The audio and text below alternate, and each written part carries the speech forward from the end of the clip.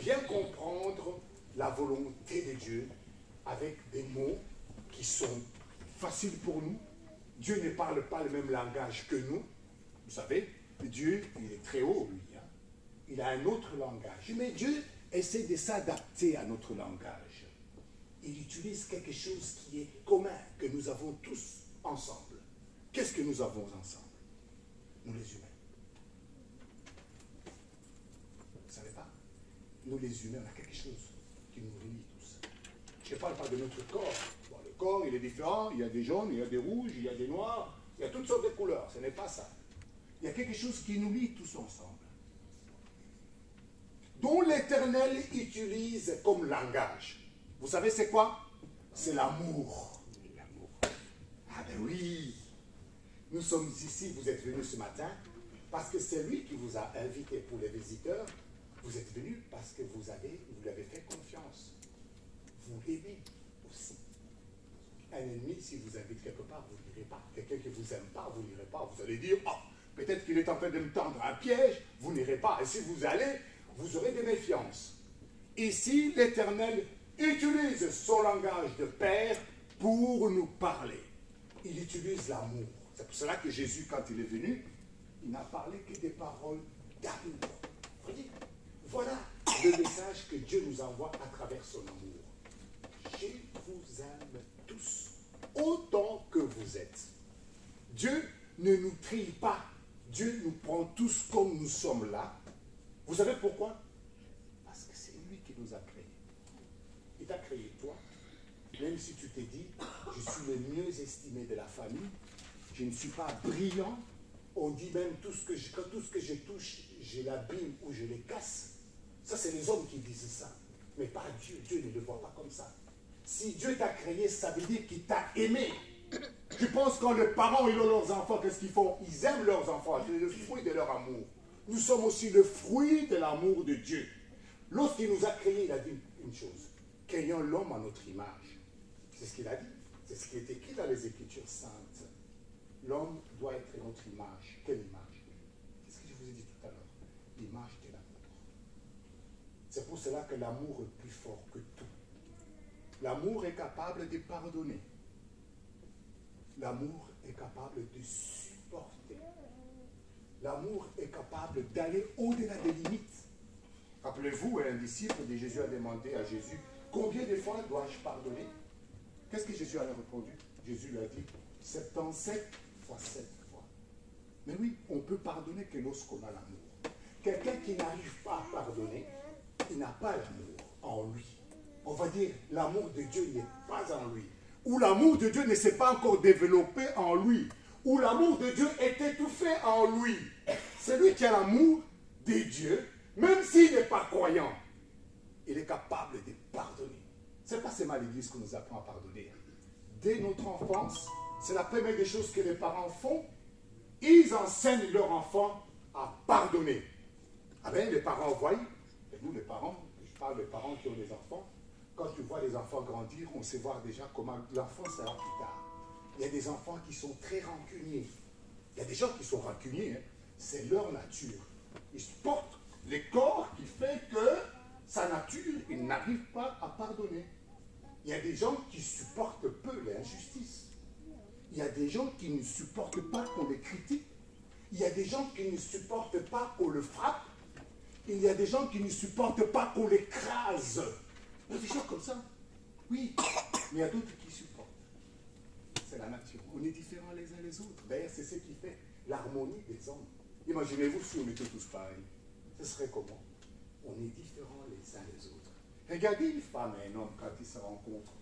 La femme a son caractère, l'homme a son caractère. Mais ils arrivent à forger leur amour, leur relation. Le bien-aimé. L'homme, il aimait bien peut-être la couleur blanche, puisque la femme aime bien la couleur noire.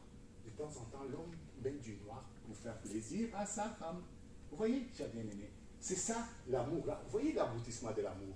On arrive à négocier, on arrive à se réconcilier à chaque instant. Dans le couple, il y a toujours des problèmes. Quand vous voyez un couple qui se sépare, c'est qu'il y a un qui n'a pas voulu. Il y a toujours un qui veut la réconciliation. Il y a toujours un qui veut pardonner. L'autre ne veut pas pardonner parce qu'il en a marre, parce qu'il a envie de changer, parce qu'il a envie de passer à autre chose. Voilà.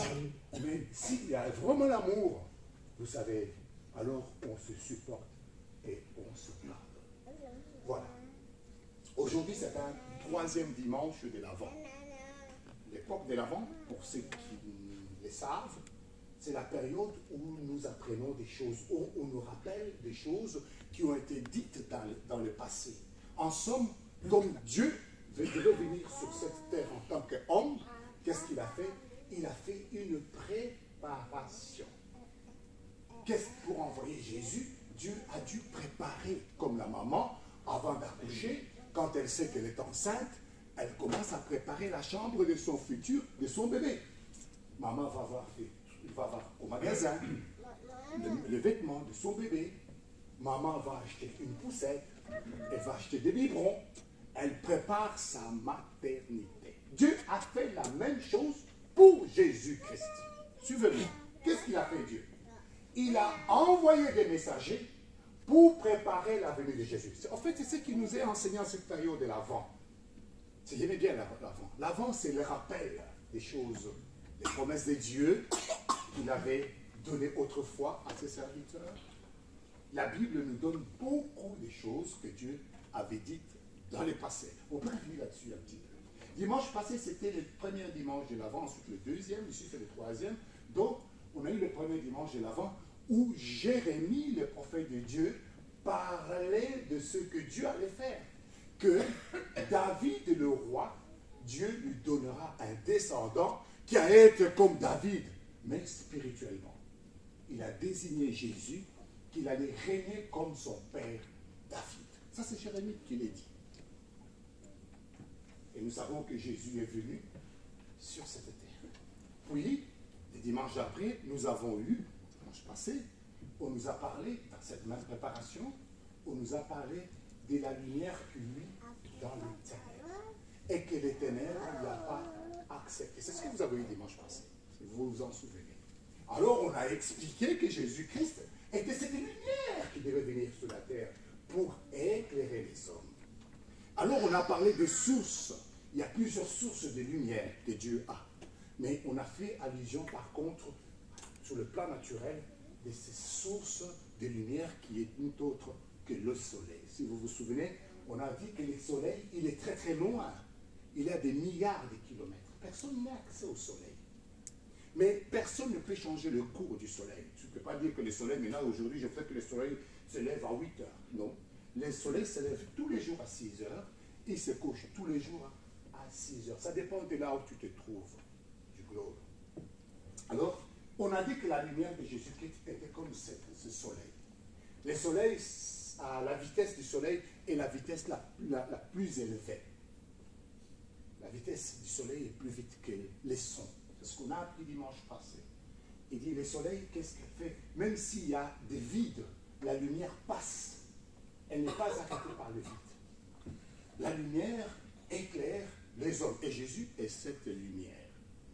C'est pour cela que vous avez vu, aujourd'hui, dans nos villes, on voit que les villes sont éclairées de mille lumières. Pourquoi?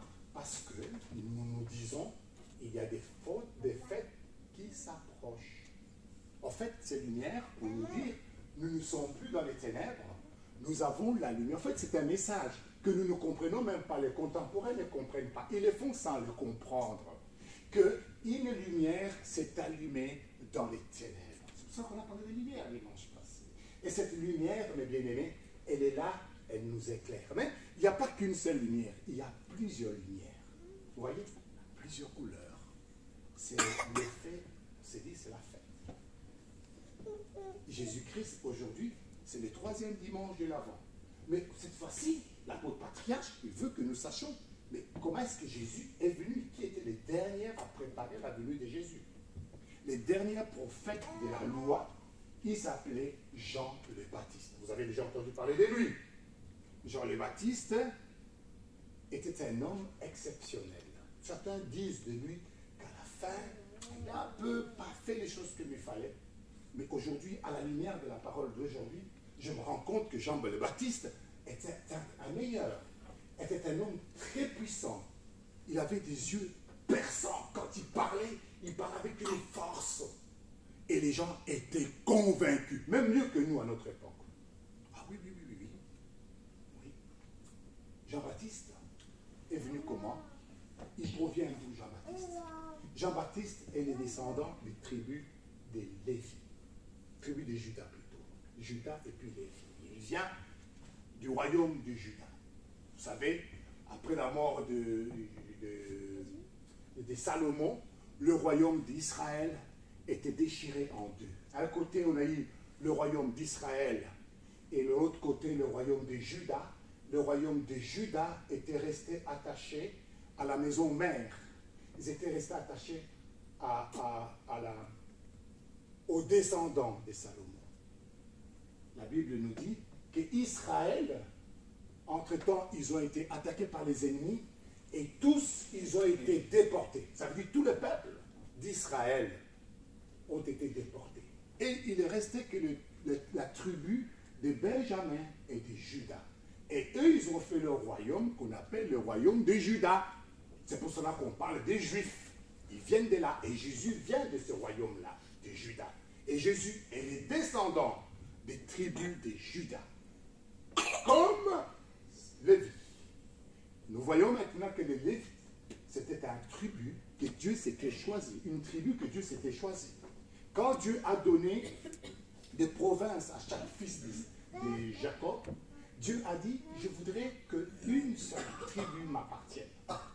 La tribu de Lévi. Vous ne leur donnerez pas une province, ils n'auront pas de villes. Eux, ils travailleront dans mon temple. Ils seront mes serviteurs, ils seront des prêtres. Et nous lisons que le papa de Jean le Baptiste, Zacharie, était un prêtre. Et c'est pour cela que Jean le Baptiste a fait exactement comme son père. Mais Dieu l'avait déjà choisi pour qu'il puisse préparer le chemin de Jésus. Suivons maintenant Jean-Baptiste. Quand il est venu au monde, nous savons, Jean-Baptiste, le jour quand Marie est tombée enceinte, Marie est allée voir sa cousine, Élisabeth, la maman de Jean-Baptiste. Quand elle est arrivée chez sa cousine, Élisabeth, Élisabeth était avancée à l'âge. À cet âge-là, on ne pouvait pas avoir de bébé, sauf par miracle. Mais elle était enceinte de Jean le Baptiste. Et qu'est-ce qui s'est passé?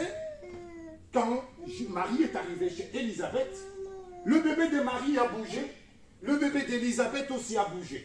C'est comme s'ils se sont communiqués. Certains disent, c'est à ce moment-là que Jésus a transmis une certaine force à Jean-Baptiste. Ce n'est pas écrit dans la Bible.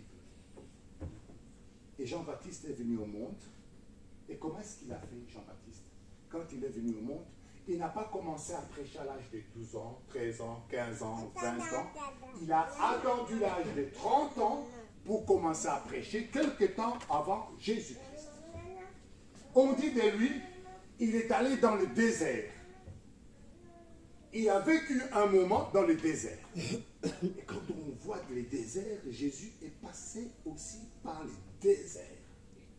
Et quand il est sorti du désert, il a tout de suite commencé à prêcher. Vous savez ce qu'il disait? Qui vous a appris que vous allez échapper à la colère de Dieu? Répandez-vous tous, et tout arbre qui ne portera pas du fruit sera jeté au feu. Il parlait comme ça. Il dit, moi je vous baptise d'eau pour la repentance. Mais celui qui vient après moi, il est plus fort que moi. Il est plus puissant que moi. Je ne suis même pas digne de délier le courroie de ses sandales. Tellement qu'il est digne et fort. Il est dans votre milieu. Il parlait de Jésus-Christ. En fait, c'était lui le précurseur, celui qui devait préparer le chemin pour Jésus-Christ. Et Jean le Baptiste, c'est lui qui a présenté Jésus-Christ. Il a dit, voici l'agneau de Dieu qui enlève le péché du monde. Alors Jésus s'est présenté à lui et Jésus lui a dit, baptise-moi. Jean-Baptiste n'avait pas vu Jésus auparavant. C'est le Saint-Esprit de Dieu qui lui a révélé que c'était lui Jésus-Christ. Alors il a pu dire à Jésus, moi je voudrais que je sois baptisé par toi. Et alors, c'était finalement, il a fait ce que Jésus lui a demandé. Et il a baptisé Jésus. C'est ainsi que Jean-Baptiste nous a montré qui était le Sauveur. Ça, c'est le troisième dimanche de l'Avent. Et aujourd'hui, la parole nous dit de nous repentir avant la venue de Jésus. J'ai bien aimé dans le Seigneur. Regardez un peu, c'est quoi la repentance? La repentance, Jean-Baptiste est baptisé d'eau. Est-ce que le baptême d'eau était celui du baptême de Jésus? Non, parce qu'il dit, moi je vous baptise d'eau, mais celui qui vient après moi, lui vous baptisera du Saint-Esprit et du feu. Il parlait de Jésus, c'est un autre baptême. Et lorsque l'apôtre Paul a croisé les disciples de Jean-Baptiste, il a demandé, mais vous avez été baptisés au nom de qui? Il dit, on a eu le baptême de Jean. Il a dit, non, non, non. Paul les a baptisés une deuxième fois. Parce qu'il leur a dit, Jean baptisait pour la repentance. Il avait annoncé la repentance. Ça veut dire les regrets. Mais pour avoir... C'est quoi la repentance en fait? La repentance, c'est un état d'âme à un moment donné. Lorsque on se rend compte de ce que l'on est. Pour que la repentance soit efficace, il faut d'abord la reconnaissance. Il faut d'abord reconnaître que tu es pécheur. Ah oui. Avant que tu puisses te repentir, il faut que tu dises, oui, c'est vrai, je suis pécheur. Que tu reconnaisses que tu es pécheur. Ça, c'est une première chose. La deuxième chose, il faut que tu fasses quoi? Que tu te confesses. Il faut que tu dises à Dieu, voilà, je me reconnais comme pécheur. Aide-moi. Après, alors il faut avancer vers Dieu pour que Dieu t'accorde le pardon. C'est reconnaître, accepter son état, c'est confesser, ensuite aller vers Dieu et demander à Dieu de te pardonner. Et c'est là la repentance. C'est ce que Jean le Baptiste a enseigné. Il a dit, repentez-vous. Regardez vos cœurs, vous n'êtes pas clean, vous n'êtes pas bien. Il a parlé à tout le monde, il a parlé à tous les hommes. Et les hommes se sont dit, chacun s'est reconnu dans la prédication de Jean le Baptiste. Comme ce matin, est-ce que nous nous sentons aussi concernés ou non? La parole de repentance, est-ce qu'elle te concerne? Si elle me concerne d'abord moi. Ah ben oui, je me pose aussi des questions. Est-ce que je me suis déjà assez repenti? Et pour que Dieu nous accepte, il faut que nous puissions nous repentir. On dit, une faute avouée est à moitié. Ben oui, ça commence par nous-mêmes. Reconnaître notre état et dire à Dieu, oh Dieu, je sais que je suis un pécheur. Trouvons un peu des exemples de la Bible. Vous allez voir la repentance à quel niveau. Il y a plusieurs niveaux de repentance.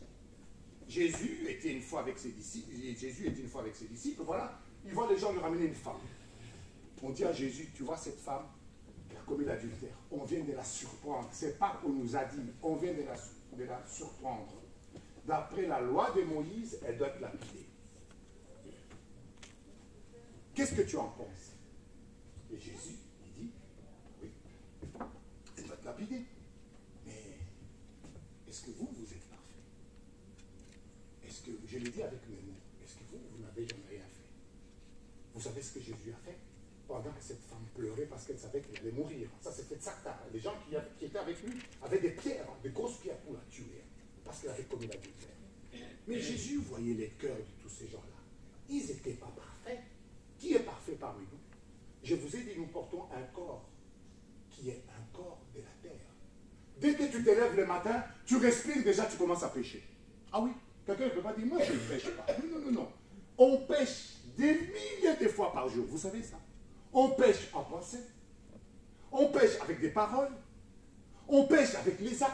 En fait, tout notre corps baigne dans le péché. C'est pour cela que l'apôtre Paul dit, tous ont péché, tous ils ont été privés de la grâce de Dieu. Parce que nous sommes encore des pécheurs. Alors cette femme, et les gens, les juges, eux ils sont parfaits, hein? Ils amènent devant Jésus cette femme. Elle a péché. Qu'est-ce qu'on fait? D'après la loi de Moïse, ils ont mis, en fait, ils piégeaient Jésus-Christ. Pensez toujours quand vous parlez avec votre frère, un frère qui te pose, une soeur qui te pose une question, pose toujours la question. Ma réponse, c'est pour le piéger. Dès que tu commences à penser à le piéger, tu te mets déjà en défaut devant Dieu. Et cet homme, ces gens ont piégé Jésus. Et dis-nous, Jésus, qu'est-ce qu'on fait dans ce cas-là? Jésus a dit, c'est tout simple. Ben, c'est lui qui n'a jamais péché, lui jette la première pierre. Qu'est-ce qui s'est dit? Qu'est-ce qu'on a péché? Est-ce qu'on voit nos cœurs? Est-ce qu'on voit nos péchés dans nos cœurs? Non. Mais Dieu voit les péchés que nous avons dans nos cœurs. C'est pour cela qu'on n'échappera, personne n'échappera à la justice de Dieu. Et qu'est-ce qu'il a fait? Jésus, il s'est mis à genoux. Avec son doigt, il a commencé à écrire. Il écrivait. Sûrement, cette femme s'est demandé, mais qu'est-ce qui se passe? Qu'est-ce qu'il fait? C'est la première fois qu'on voit Jésus écrire, mais par terre. Il écrivait. Et ces gens qui étaient venus en nombre avec des pierres pour tuer cette femme, ils sont allés voir un peu ce que Jésus était en train d'écrire. Mais dans la Bible, on ne nous a pas dit ce que Jésus était en train d'écrire. Mais nous supposons tous que ce que Jésus écrivait était en rapport avec chacun d'eux. Puisque un par un a commencé à partir. Un a fait ça. Parti les deuxièmes. Tous. Et Jésus restait tout seul avec cette femme. Et il dit à cette femme, femme, où sont-ils tes accusateurs? Tous, comme des lapins, ils ont fui. Pourquoi? Parce qu'ils ont lu sûrement des choses qu'eux, ils avaient fait, que personne ne connaissait, et Jésus les a notées. Toi, Kabongo, tu as fait ça hier. Toi, Mukendi, tu as fait ça. Léon, tu as fait ça. Et chaque fois que quelqu'un disait, oula, c'est de moi, il partait. Mais Jésus les connaissait, il voyait leur cœur. Jésus, c'était Dieu. Vous voyez, mes chers bien-aimés. Et cette femme a pleuré, et ces bourreaux-là ne voulaient pas la libérer. Ils avaient décidé de la tuer. Pourquoi Jésus a-t-il fait ça? Parce qu'il a vu le cœur de cette femme qui pleurait. Elle s'était repentie. Mais personne ne l'a écouté. Personne. Vous voyez, c'est ce que Jean-Baptiste a fait. Il faut se repentir. Elle s'est repentie. Et Jésus lui a accordé la grâce. Qu'est-ce que Jésus lui a dit? Femme, va, mais ne pêche plus, ne recommence plus. On tourne l'histoire autrement, la manière de se repentir. Parce que Jean, c'est la repentance. Un homme, Jésus, était sous la croix, avec deux grands voleurs. Ils étaient sous la croix, ils étaient condamnés comme Jésus.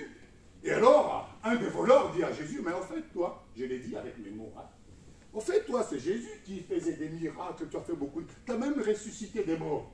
Et fais-nous sortir de là, mec. Et tu ne vas pas nous laisser mourir ici. Soit disant que tu as fait des miracles, fais-nous sortir de là. Il était en train d'insulter Jésus-Christ. Alors le deuxième voleur, il était là, à côté de lui. Lui, il reprend pour Jésus. Vous imaginez? Lui qui était brigand, il dit ceci. À son ami, il ne s'adresse pas à Jésus d'abord, il s'adresse à son ami. Lui n'a rien fait, dit-il. Mais nous avons fait des choses qui n'étaient pas bien. Pourquoi tu dis ça? Donc, il disait à son ami, toi, tais-toi, pourquoi tu dis ça? Lui n'a rien fait. Alors, mes chers bien-aimés, il a vu en Jésus la divinité. Il a vu en Jésus le salut. Et lui, il s'est repenti. Vous savez ce qu'il a dit à Jésus? Jésus, quand tu seras dans ton royaume, vous imaginez, il est en train de mourir, il n'a pas dit à Jésus, oui, Jésus, c'est vrai, fais-nous sortir un peu de là, Jésus. Non, il a dit à Jésus, quand tu seras dans ton royaume, Jésus, est-ce que tu penseras à moi? Vous voyez? Et ça s'appuie à Jésus. Pourquoi? Parce que cet homme a regardé plus loin. Cet homme a regardé l'avenir. Il ne s'est pas basé sur le terrestre. Regardez, l'autre s'est basé sur le terrestre. Fais-nous sortir de là pour qu'on reste bien sur la terre, pour continuer à vivre notre vie. Mais l'autre dit non. Jésus, je veux plus. Je veux l'avenir. Est-ce que quand tu seras dans ton royaume, il voyait le royaume de Dieu, est-ce que tu penseras à moi? Donc Jésus voit que cet homme, il voulait investir dans le futur. Frères et sœurs, il n'a pas regardé les terrestres, mais il a regardé le futur. Et vous savez ce que Jésus fait quand tu regardes le futur? Aujourd'hui, si tu diriges ton cœur vers le salut, vers Jésus, Jésus t'accorde le pardon. Et Jésus lui a accordé tout de suite le pardon, et Jésus lui a rajouté quelque chose. Ne te tracasse pas. Par l'avenir, tout de suite, Jésus lui dit, aujourd'hui même, tu seras avec moi au paradis. Imaginez-vous, hein? Quelle surprise! Un voleur qui a fait des mauvaises choses durant toute sa vie, à quelques minutes de sa mort, Jésus va les repêcher. Mais Jésus pouvait lui dire, non, mais toi, le royaume des cieux dont tu parles, ce n'est pas le royaume des voleurs. Hein. Et tu as fait des choses mauvaises sous cette terre, tu n'as qu'à assumer. Non. Jésus a regardé la disposition de son cœur. C'est ce que Jésus regarde avant tout. Nos cœurs. Nous sommes venus ici avec nos cœurs. Ce qui est dans nos cœurs est caché. Qui sait ce qui est dans mon cœur? Qui sait ce qui est dans ton cœur? Personne. Il n'y a que Dieu qui le voit. Chers frères, ne vous mentez pas. Ne pensez pas que tu peux mentir les hommes. Jamais Dieu. Dieu nous voit. Dieu est intéressé par l'état de notre cœur. Dieu veut que nos cœurs soient purs. Que nous ayons des cœurs capables à chaque instant de se repentir. Un enfant de Dieu doit toujours se remettre en question et demander à l'Éternel de l'aide, parce que nous sommes tous que des pécheurs. Ne jugez pas, mes bien-aimés, comme ces hommes avec des pierres. On n'est pas là pour juger, on n'est pas là pour critiquer, on n'est pas là pour pointer du doigt les autres, parce que nous-mêmes, nous sommes des pécheurs. Mais nous avons tous besoin de la grâce de notre Seigneur Jésus-Christ. Ça, c'est une façon de se repentir. Vous voyez, la femme qui vient, qui pleure, qui n'a pas trouvé de salut, elle se répand dans son cœur, elle demande pardon. Ses bourreaux n'ont pas voulu écouter. Et Jésus lui offre le salut. Il lui dit, femme, regarde, je vais te délivrer. Va, ne pêche plus. Le voleur sous la croix, à 5 minutes de sa mort, il reconnaît son état. Il dit à Jésus, je vais m'investir dans ton royaume. Quand tu seras dans ton royaume, Seigneur, pense à moi. Jésus lui dit, tu n'as pas besoin d'attendre le royaume des cieux. Aujourd'hui même, tu seras avec moi au paradis. Aujourd'hui. Je te délivre tout de suite. Tu n'as pas besoin du baptême d'eau, ni le baptême de l'esprit. Tu n'as pas besoin de tout ça. Tu es dispensé, je t'offre le salut. Ça, c'est le Seigneur Jésus-Christ. Frères et sœurs, si maintenant dans ton cœur, tu demandes le salut, tu cherches la justice de Dieu, Dieu va t'offrir cette justice. Il suffit que nous ayons le cœur ouvert à Dieu. Ouvrons nos cœurs ce matin à notre Dieu. Il nous accordera sa justice. Voilà le message de Jean le Baptiste, le précurseur.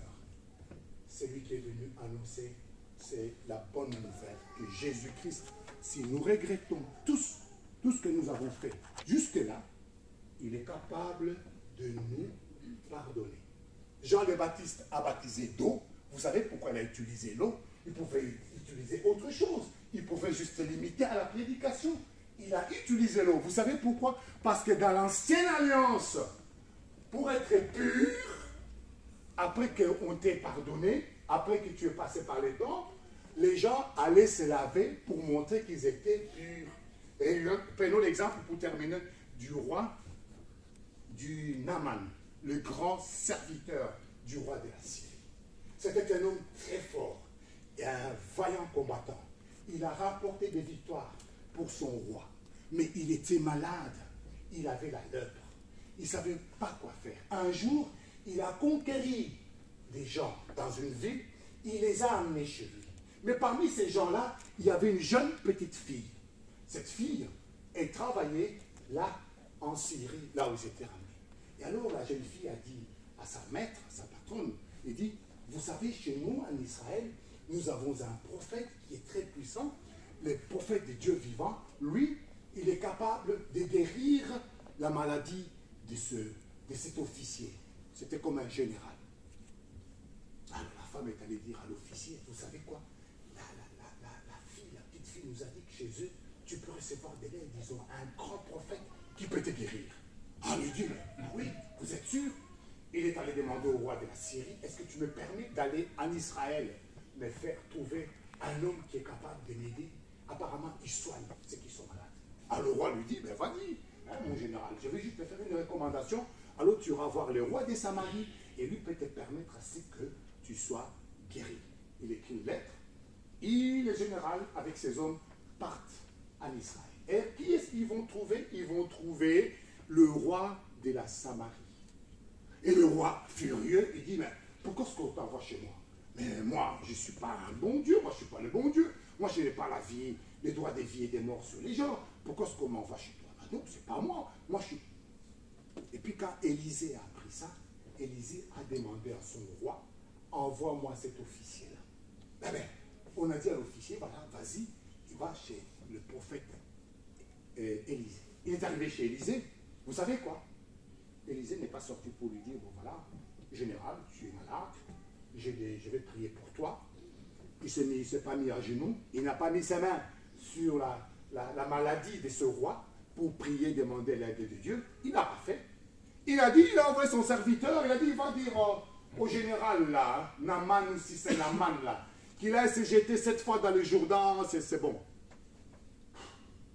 Alors, le bonhomme, il va dire au général qui est venu avec ses gardes, il dit, ben écoute, le prophète a dit, tu peux aller dans les Jourdains 7 fois et tu seras guéri. Le général a dit, c'est quoi ça pour un homme? Je viens, il n'est même pas capable de sortir lui-même, me dire ce que je dois faire. Il m'envoie son serviteur, c'est quoi ça? Il était fâché. Et puis il me dit d'aller dans les Jourdains, là où moi je viens, il y a de l'eau plus propre que les Jourdains. Qu'est-ce qui... Il était irrité. Alors un de ses serviteurs dit, chef, est-ce que ça t'écoute? Enfin, c'est tout simple. Ce qu'il te demande, c'est pas difficile. Tu vas 7 fois dans les Jourdains, tu vas voir. Et quand il a été dans les Jourdains cette fois, sa peau est devenue comme la peau d'un bébé. C'est pour cela que Jean-Baptiste est baptisé aussi. Parce que dans l'Ancien Testament, lorsque tu es purifié, tu devais te laver. Et c'est pour cela qu'il a utilisé l'eau pour le baptême des repentants. Ça veut dire quoi? Dieu t'a purifié. Ce n'était pas comme le baptême de Jésus. Le baptême de Jésus que nous recevons aujourd'hui, c'est le baptême qui nous dit tes péchés te sont. Nous sommes lavés aussi. En fait, c'est l'image. Ce qui lave, ce n'est pas l'eau, c'est les paroles des serviteurs de Dieu qui purifient. Que notre Dieu soit loué. Amen. Amen.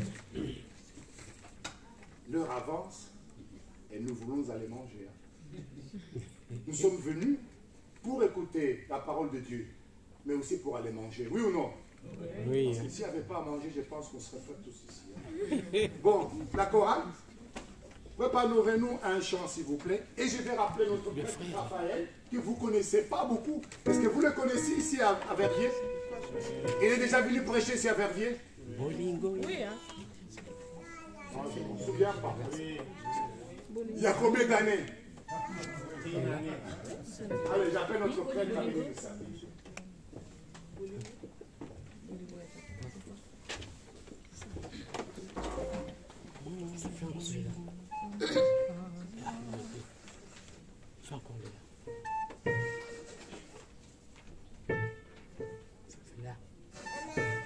Ok, c'est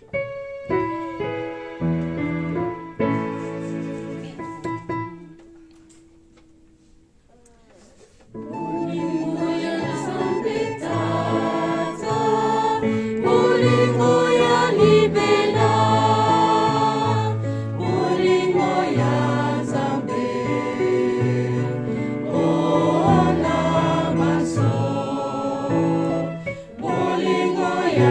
Zambe.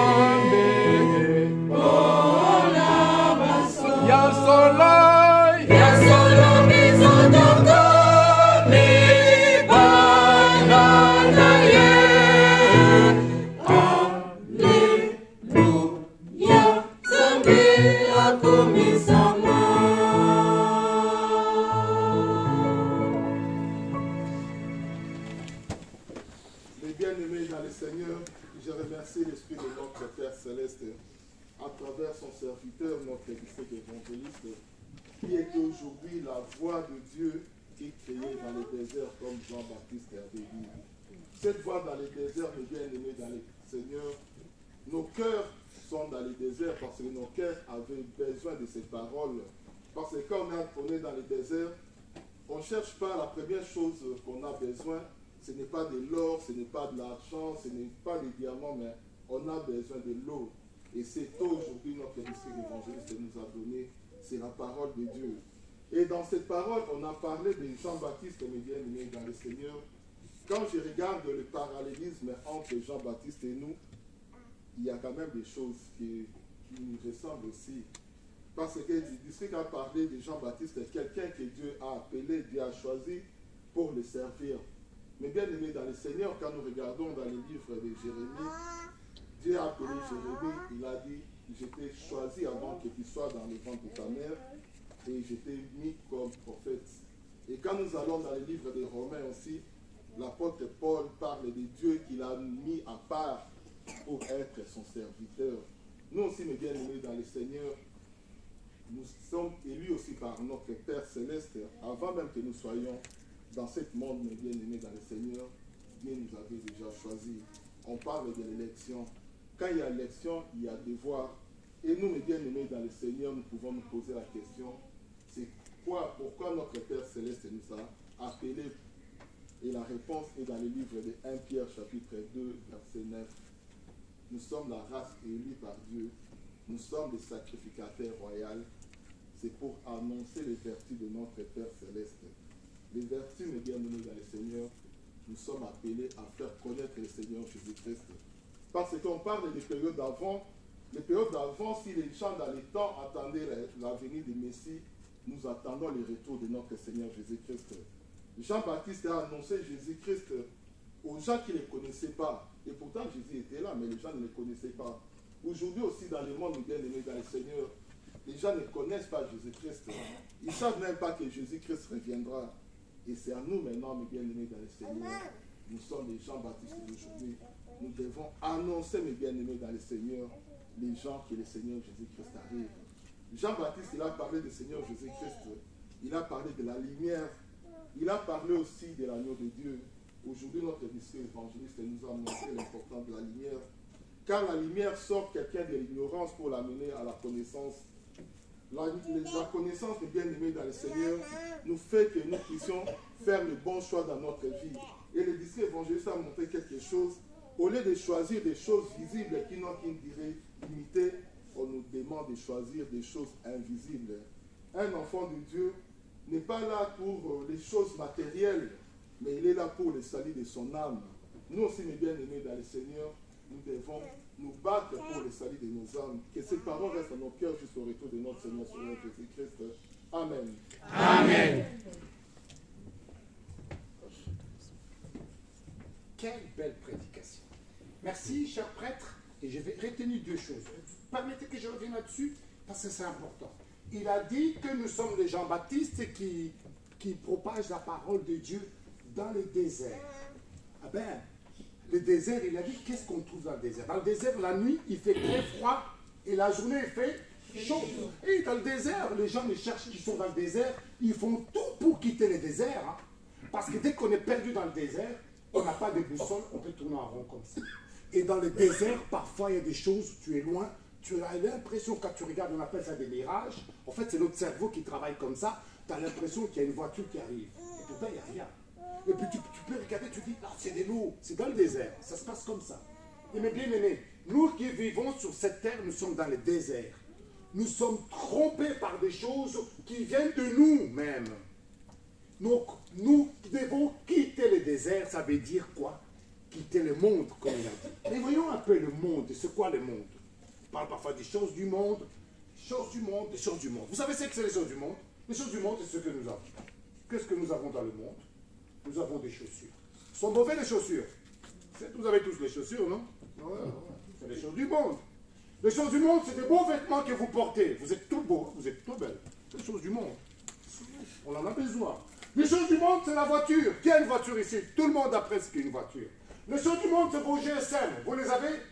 Ben oui, nous en avons besoin. Donc les choses du monde, c'est Dieu qui nous a donné pour que nous puissions nous en servir, parce qu'on en a besoin. C'est pas ça les choses du monde. Vous avez compris? C'est pas ça. Les choses du monde, ce sont des choses qui appartiennent au monde. Jésus a dit, mon royaume n'est pas de ce monde. Le diable a dit dans le désert, quand il était en train de tenter Jésus, il a dit, tout ce qui est dans le monde m'appartient et m'a été donné et je peux donner à qui je veux. Je suis le boss du monde. Ce n'était pas les maisons, les voitures, les GSM. Ce n'est pas votre travail, ce n'est pas vos amis. Les choses du monde, vous savez quoi? C'est tout ce qui est lié avec les diables. Ça, c'est les choses du monde. Parce qu'à l'époque des diables, est-ce qu'il y avait des GSM? Il y avait des voitures. Ah, il y avait quoi? Quand il disait à Jésus, tu vois tout ce qui est ici, c'est à moi. Il y avait quoi? Les déserts, il n'y avait rien. Il n'y avait même pas de route. Il n'y avait même pas de maison avec l'électricité. Ce n'était pas ça les choses du monde. Les choses du monde, c'est quoi? Ce sont des choses qui se mettent dans nos cœurs que les diables nous donnent. La haine ne vient pas de Dieu. La haine vient du monde. C'est pour ça que Jésus a dit, mon monde n'est pas sur cette terre. La jalousie n'est pas de Dieu. La jalousie vient du monde. Qui est le prince du monde? Le diable.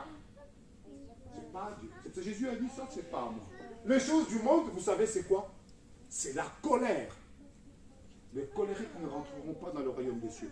Parce que ce sont des choses du monde. Les choses du monde, c'est quoi?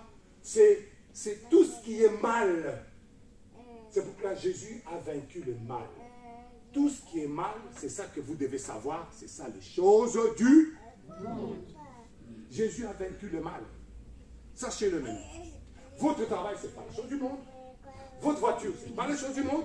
Votre portefeuille, si vous avez gagné au loto, ce n'est pas les choses du monde. Parce que c'est Dieu qui t'a donné la possibilité de faire les bons numéros pour que tu puisses gagner au loto. Si vous gagnez un jour, mais pensez à moi pour que je vous aide à les dépenser. Ce n'est pas ça les choses du monde. Les choses du monde, c'est tout ce qui est mal qui vient du diable. Vous avez compris? Oui. Il faut retenir ça. Ah, les choses du monde. Non. Tu as des choses du monde, tu es déjà habillé avec les choses du monde. Les choses du monde, tu as une belle montre, et puis tu dis les choses du monde, mais tu l'as, non? C'est pas ça, c'est le mal que nous devons abandonner. Le mal appartient au monde, et Jésus a dit, vous n'êtes pas de ce monde, qu'il dit à ses apôtres. Parce que Jésus les avait enlevés du mal. Il a dit, Père, je ne te demande pas de le ôter du monde, mais de les préserver de quoi? Du mal. C'était ça que Jésus ne veut pas. Le mal. Maintenant, nous allons passer à la Sainte Seine. En cette scène, nous allons demander au Seigneur, Seigneur, enlève-nous les choses du monde dans nos cœurs. Hein? Enlève-nous des choses qui se mettent en nous. Parce que nous avons la nature du monde. Parce que nous portons le corps du monde. Parce que ce corps sera la poussière. Il est déjà condamné quoi qu'on fasse. Mes soeurs, mes frères, ton corps, tu l'aimes, hein? Ce matin, tu t'es occupé de ton corps. Comme moi, je me suis levé, je me suis fait des bons cheveux, je me suis arrangé. Ça restera. Mais la chose la plus importante que j'adore, c'est mon âme. Et c'est mon âme que Jésus est venu sauver. Parce que mon âme n'est pas de ce monde. Mon âme retournera auprès de notre Dieu. Et je vais préparer mon avenir. J'ai vu des frères et sœurs qui sont préoccupés par le travail, par leurs soucis de tous les jours. C'est bien. Les soucis de tous les jours, nous les aurons toujours quoi que tu fasses. Mais n'oubliez pas une seule chose, que tout est limité par les temps. Le temps nous est compté. Ton ennemi, c'est le temps. C'est pour cela qu'il faut racheter le temps. Il faut maintenant racheter le temps. Tu as envie de faire quelque chose, fais-le maintenant. Ne dis pas que je vais le faire demain. Demain, il sera peut-être trop tard. C'est maintenant. Tu as envie de rester auprès de Dieu. Ne dis pas, il est temps que je termine mon examen. Le temps que je me marie, j'aurai le temps de revenir vers Dieu. Et là, je travaillerai à fond. Non. Tu n'as pas le temps. Le temps t'est compté. Le temps fuit et le temps passe. Il faut courir après le temps.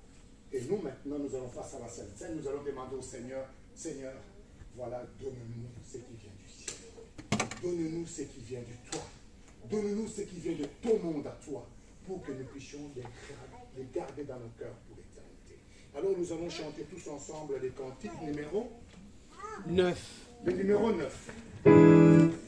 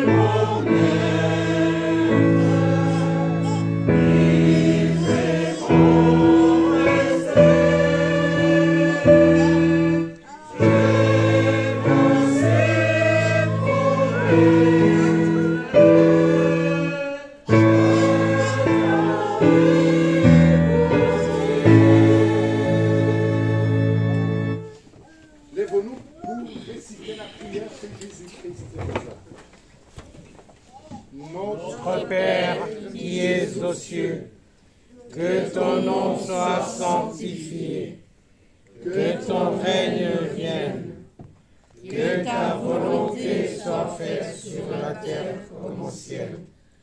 Donne-nous aujourd'hui notre pain quotidien.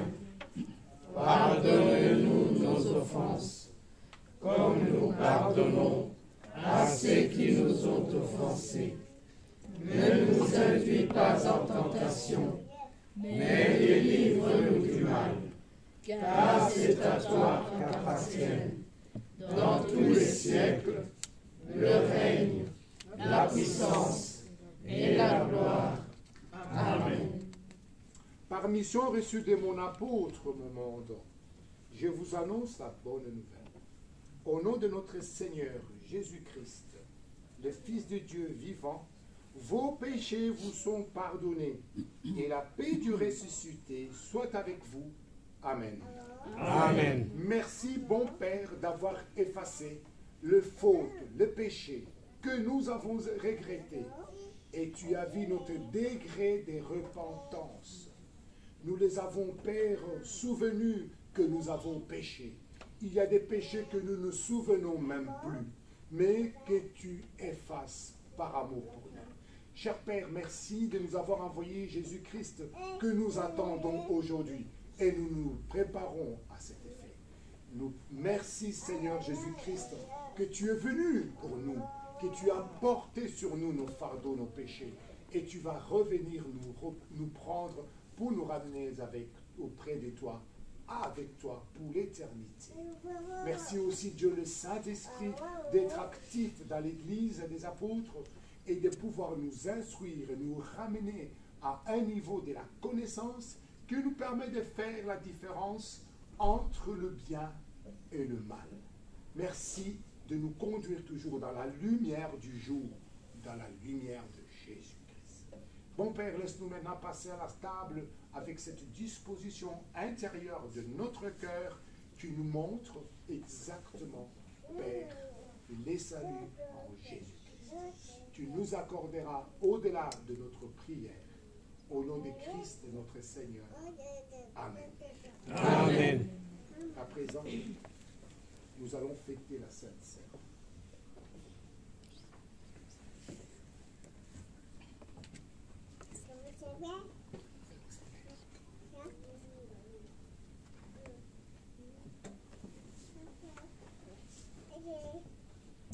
À présent, la table du Seigneur est prête. Au nom de Dieu le Père, le Fils et le Saint-Esprit, je consacre le pain et le vin pour la Sainte Seine et j'y dépose le sacrifice unique de Jésus-Christ, valable en toute éternité. Car le Seigneur prit du pain et du vin, rendit grâce et dit: ceci est mon corps donné pour vous. Ceci est mon sang, le sang de la nouvelle alliance qui est répandu pour beaucoup pour le pardon des péchés. Mangez et buvez, faites ceci en ma mémoire, car toute le fois que vous mangez ce pain, que vous buvez ce vin, vous annoncez la mort du Seigneur jusqu'à ce qu'il revienne. Amen. Amen.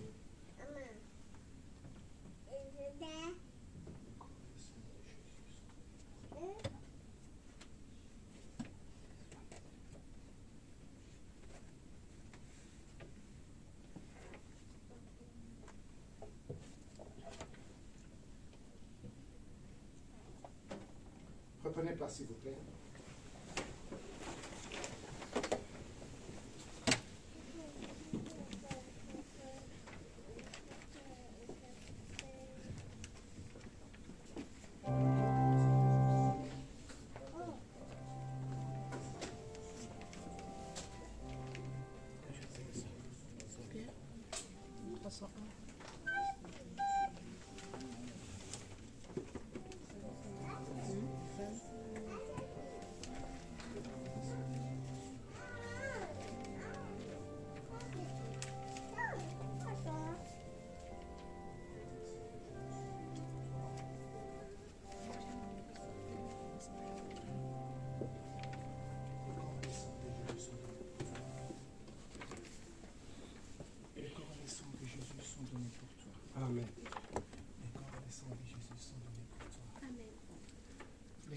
sang de Jésus sont donnés pour toi.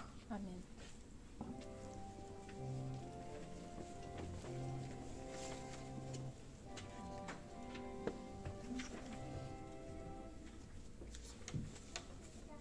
Pour la Sainte Seine, nous chanterons les cantiques numéro 301. Et le Seigneur vous invite à participer à la Sainte Seine. Tout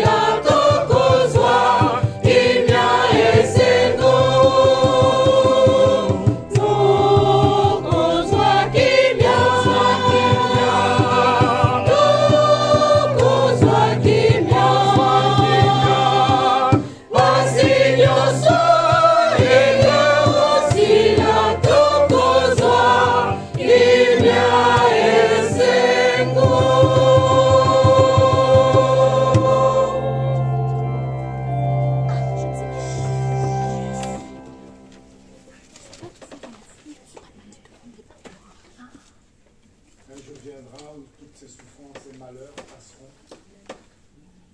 Et ces jours-là, nous ne serons pas tout seuls. Nous serons avec les nôtres qui nous ont déjà dévancés. Nous serons avec nos morts, nos parents, nos amis que nous avons aimés, nos frères et sœurs dans la chair, nos cousins, nos cousines qui ont accepté le Seigneur. Même ceux qui ne l'ont pas accepté, ils auront la grâce d'être acceptés. Parce que Jésus offrira encore une fois de plus son amour sur l'humanité. Il étendra encore son amour sur cette terre pendant les millénaires de paix, où nous serons comme les prêtres, l'a dit tout à l'heure, les sacerdoces royales. Nous reviendrons comme des rois et des sacrificateurs. Jésus nous prendra comme modèle exemple, parce que c'est maintenant que Jésus est en train de préparer ses prêtres. Ces prêtres sont maintenant parmi nous. Comme Jean-Baptiste l'avait dit, il est au milieu de vous, mais vous ne le savez pas. Il y a des prêtres qui sont au milieu de nous, qui sont des femmes, des hommes, qui enseigneront avec Jésus-Christ pendant 1000 ans pour encore sauver le plus possible d'âmes. Le service divin que nous écoutons est le moment de nous rapprocher de notre salut. Il n'y a rien de plus grand que notre salut. Il n'y a pas quelque chose qui est beau comme la vie que Jésus va nous offrir. C'est pour cela, mes amis, dans le Seigneur, restons accrochés à ces messages. Il faut que nous allions les diffuser partout où nous allons. Nous serons aussi comme Jean-Baptiste. Même si on ne croit pas, mais nous continuons à annoncer cette bonne nouvelle jusqu'à ce que Jésus revienne. Levons-nous pour réciter la dernière prière. Éternel grand Dieu, à la fin de ce service, c'est avec nos cœurs pleins de feu que nous venons vers toi.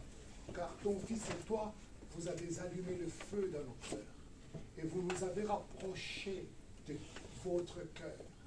Et nous avons ressenti que toi, Seigneur, toi, notre Maître, tu es dans notre milieu, comme tu avais dit autrefois, je serai avec vous jusqu'à la fin.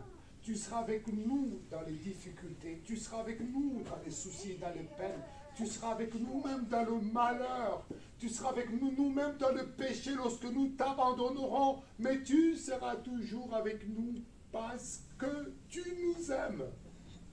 Père éternel, tu nous as prouvé que tu nous aimais beaucoup, beaucoup trop même, Père éternel, en te donnant toi-même comme offrande et sacrifice. Tout ce qui a été fait depuis le début dans les ciels n'était que pour nous, bon Père. Le ciel est arrêté pour nous, bon Père éternel. Tout est en train de se préparer comme une fête qu'on prépare. Les anges sont mis à la disposition de chacun de nous pour notre réussite, mais aussi pour notre victoire. Nous sommes fiers d'être les frères et sœurs de Jésus-Christ. Nous sommes fiers de porter le nom d'enfants de Dieu et serviteurs et servantes.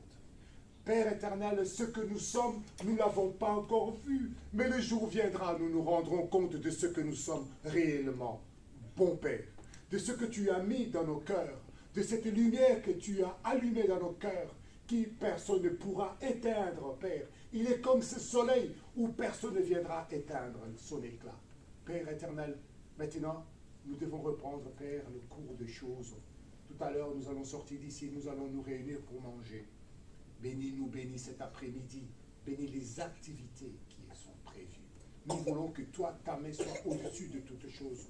Nous savons que le diable n'est jamais content quand les enfants de Dieu se réunissent et qu'ils sont dans la joie. Bon Père éternel, mais toi, tu es plus fort que lui. Père éternel, tu mettras ton droit de veto en tant que Père. Tu l'empêcheras d'agir aujourd'hui, mon Père. Et nous serons dans la joie. Et chacun de nous rentrera chez lui avec enthousiasme, Père, et heureux d'avoir été dans cette belle, magnifique rencontre des enfants de Dieu. Cette rencontre, nous la mettons sous le signe de l'amour, car c'est l'amour qui prime avant toute chose. Cette rencontre, nous la mettons sous le signe de la réconciliation et de la repentance.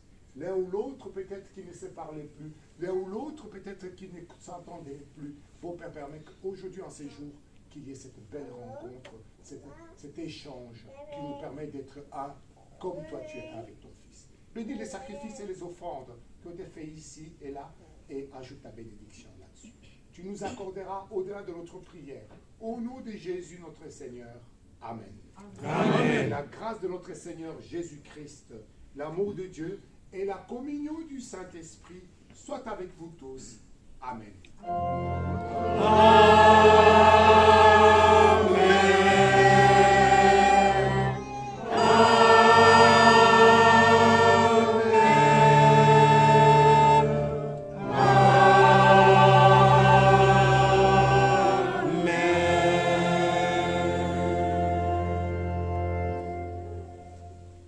Merci, reprenez place.